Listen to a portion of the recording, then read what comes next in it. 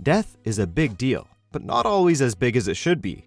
Welcome to WatchMojo.com, and today we're counting down the top 10 pointless superhero deaths. Before we begin, we publish new content every day, so be sure to subscribe to our channel and ring the bell to get notified about our latest videos. For this list, we're looking at deaths of major heroes that contributed nothing to the story or were done mostly for shock value.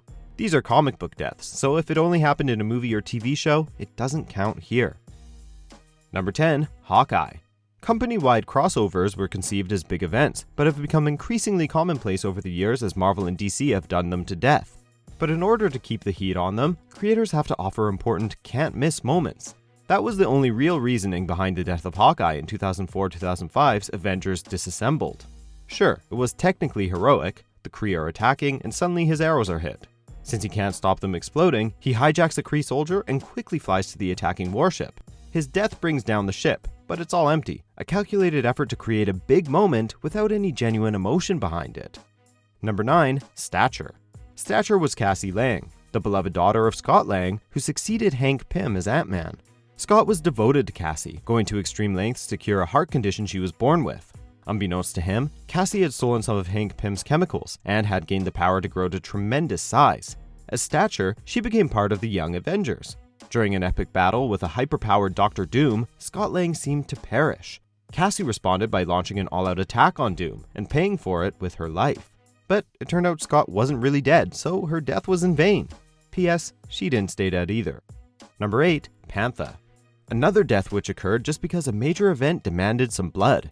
After Crisis on Infinite Earths wiped away the multiple worlds concept, DC kept trying to fudge their way back into it. In this instance, Superboy Prime returns from a pocket universe he'd been exiled to and sets about causing mayhem. Pantha, a member of the Teen Titans, had wildebeest DNA, which gave her the powers of a werecat. She was no match for Superboy, but her gruesome decapitation seemed to be in the story just for shock value. Number 7. The Flash, Bart Allen. When Barry Allen, the Silver Age Flash, died, it was a crushing moment that saw him give his life for the good of the universe. When his grandson Bart Allen died some years later, it was stupid. He had spent many years as Impulse and as Kid Flash, but had only recently taken on the mantle of Flash himself. For various reasons, DC decided Bart had to give up the suit. But did he have to die for that to happen? Worse, his death happened at the hands of the Rogues, the traditional Flash villains. But these guys had a code that would have kept them from killing Bart in these circumstances.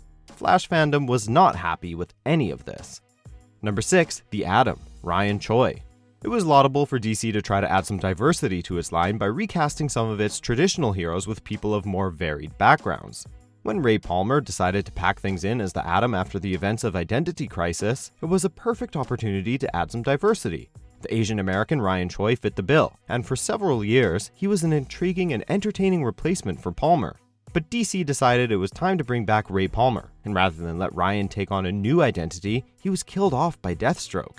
To make matters worse, his body was put away in a matchbox, which felt more like a punchline than a fitting end for a hero. Number 5. Martian Manhunter. As a founding member of the Justice League of America, the Martian Manhunter is one of the icons of the Silver Age of comics. While he may not have been quite as respected as Flash or Green Lantern, he had a dedicated following. He deserved a better death than being killed by someone as minor as the Human Flame. Sure, they tried to dress it up as a major moment, but it still played as just an opening volley in the Final Crisis series. And when Superman eulogized him, claiming that they would pray for his resurrection, it was like winking at the camera to say, "Don't worry, he'll be back." Number 4. War Machine. War Machine was inevitably going to be somewhat in Iron Man's shadow, but the character had a decent following. Moreover, he had proved himself time and time again. He deserved a better send-off than the one he got, which was basically just to provide fodder for Tony Stark's anger. He died battling Thanos, which takes guts, but it was all done in a fairly casual way. No big build-up, no memorable fight scene. Just a couple of punches from Thanos and he was gone. Sure, it helped motivate Tony Stark to act, but all in all, it was pretty perfunctory. Number 3. Too many teens in Avengers Arena. Avengers Arena felt like a ripoff of DC's Warworld concept crossed with a very liberal dose of the Hunger Games. Basically, a whole bunch of young Marvel superheroes were taken to a place called Murder World and forced to fight each other to the death. With a setup like that, death was bound to lose a lot of its meaning. Sure enough, with half of the cast dying by the end of the series, there were diminishing returns for most of the losses of life. The series really gave new meaning to the term overkill. Number 2. Robin, Stephanie Brown. Although she started out with the costumed identity of Spoiler, Stephanie Brown eventually took on the identity of Robin. Her stint as the first official Girl Wonder lasted only a handful of issues. DC needed a reason for Batman to, once again, push away everyone close to him, so Stephanie was chosen as the sacrificial lamb. To make matters worse, Dr. Leslie Tompkins chose to let her die to teach Batman a lesson. Worse, her manner of death was grotesque and verged on death porn.